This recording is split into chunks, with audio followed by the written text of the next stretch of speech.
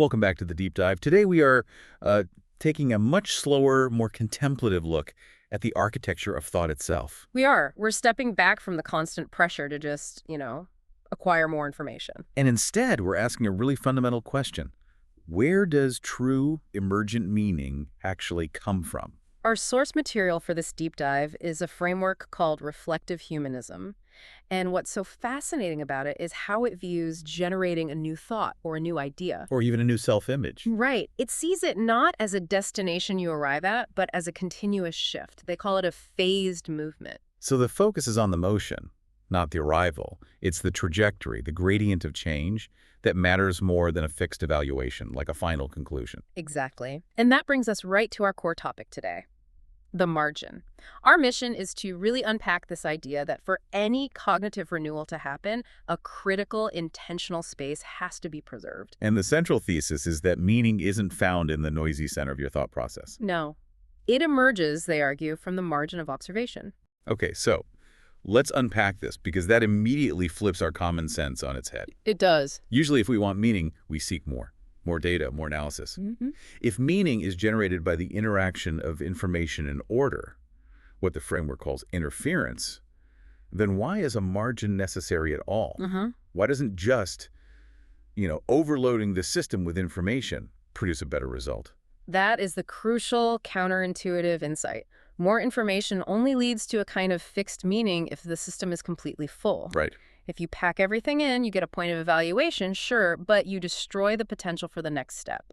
The margin, in this context, is defined structurally as spare capacity. Spare capacity. In the original context, that's yuhaku. It sounds a bit like emptiness or just waiting around. You'd think so, but it's much more active than that. It's not downtime. It's not a void. Structurally, it's defined as cognitive freedom. Okay. Think of it as an internal buffer that ensures the recursive processing of consciousness isn't broken. Like RAM in a computer. Exactly like that. If 100% of your memory is occupied, you might have all the data, but you can't run a new calculation. You certainly can't run a complicated recursive loop.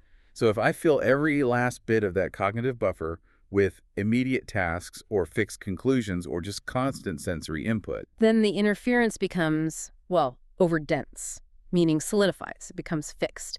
And that recursive spiral, that process of you measuring yourself, measuring the world, it just gets lost. So the margin is the processing freedom we need for our thoughts to actually move, rather than just being stuck. It's what prevents the system from collapsing into an exhausted, evaluated state. It's the architectural requirement for metacognition. The space you need to step back and observe the observation itself. Precisely. And the spare capacity, it's not just a nice-to-have feature, it's actually a necessary condition. It's the second step in a four-step chain for how meaning generates in this framework. Okay, let's walk through that chain. It begins with contemplation, and that's just the recursive act of observing observation itself. That act of contemplation generates the spare capacity, the cognitive space we're talking about.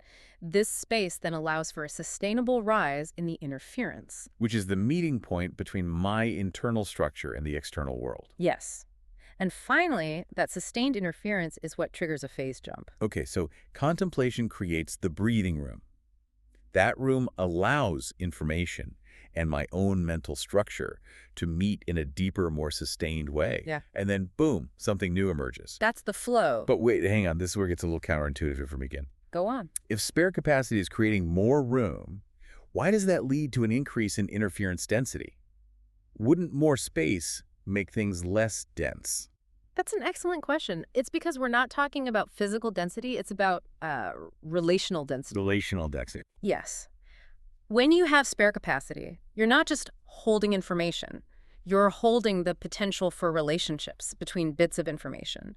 Contemplation gives you the depth for what you see and how you see it to truly resonate, to interfere with each other without immediately breaking. So it's a more stable environment for that interaction to happen. Exactly. And that sustained field allows the relationship to build to a critical point, which then triggers the phase jump. So that phase jump, that's the result of hitting a kind of critical mass. Yeah. Is this just another word for an epiphany?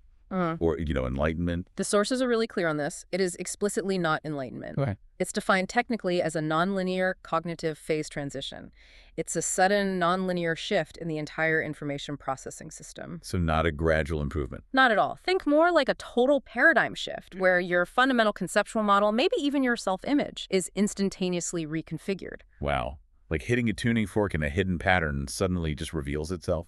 That's a great metaphor for it. It's a total internal reorganization. And that sounds like it could be, well, pretty intense. Which I guess brings us to the two types of gradient that govern how we actually experience this process. Yes, the generation, the change itself, is inevitable. The gradient just describes the experience of it. First, you have the collision gradient. Collision. Sounds painful. It often is. It results in discontinuous generation. This happens when the phase difference is too steep, when the system has no spare capacity and meaning is totally fixed. So you're basically resisting the change until it forces its way in. Precisely. The interference is experienced as a collision, forcing an abrupt update.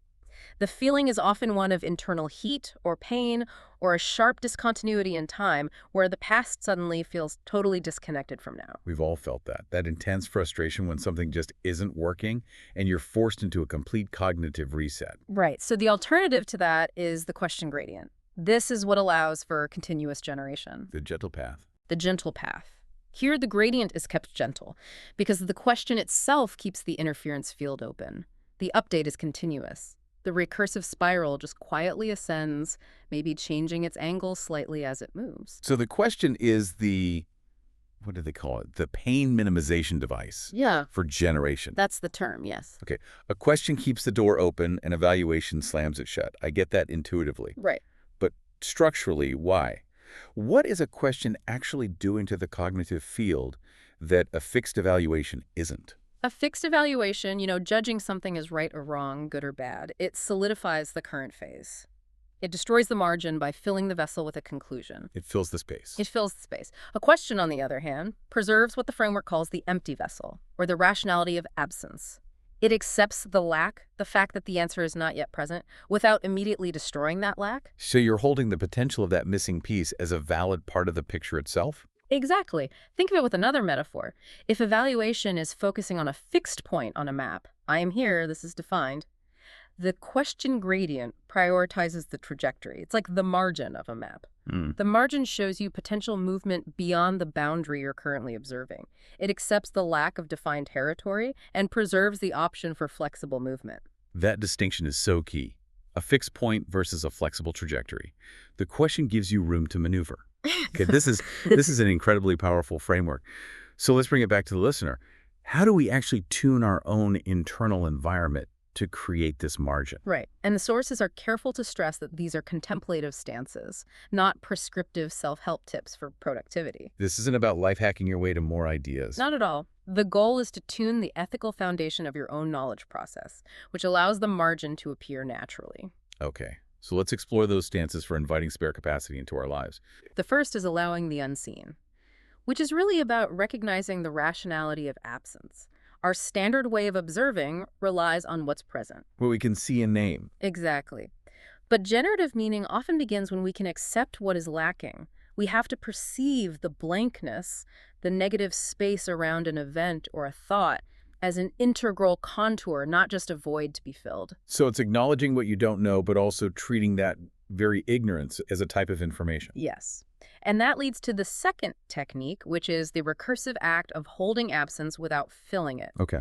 Contemplation is the structural practice of holding this lack, this empty vessel, without destroying it by rushing to an immediate evaluation. This holding action is described as the ethical breath. The ethical breath, I like that. It's that moment of pause. It's the pause that preserves the lack, which is the fuel for the whole recursive spiral. And that is so difficult in a world that just demands immediate response and quick conclusions about everything. It requires a real commitment. Which brings us to the third technique, preserving silence as an ethical stance. This is rooted in what they call the ethics of distance. Touching without touching too much. Exactly. It's the commitment to offer spare capacity to others, and crucially to ourselves, by respecting transparency and non-intrusion into our own developing thoughts. This idea of non-interference seems vital, especially when you think about our relationship with technology. I mean, how does this apply to something like advanced AI? Well, reflective humanism proposes a really radical redefinition of AI. They see it not as a tool for increasing information output or fixing problems. Which is how everyone sees it. Right, they see it as a technology for generating silence.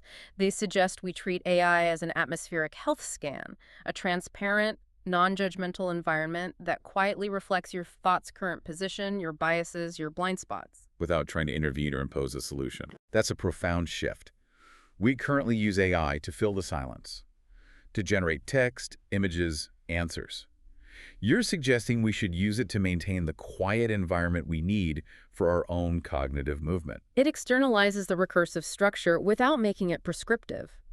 If AI is just reflecting your current intellectual atmosphere, like a barometer or a mirror, it allows you to achieve cognitive homeostasis. It shows you the turbulence you're already creating. And in doing so, it gives you the distance you need to create your own margin for a phase jump, rather than leading you to a fixed conclusion that just destroys that possibility. So AI is a silence-generating technology. The goal is transparency and distance, not engagement and resolution. And this brings us all the way back to the core insight.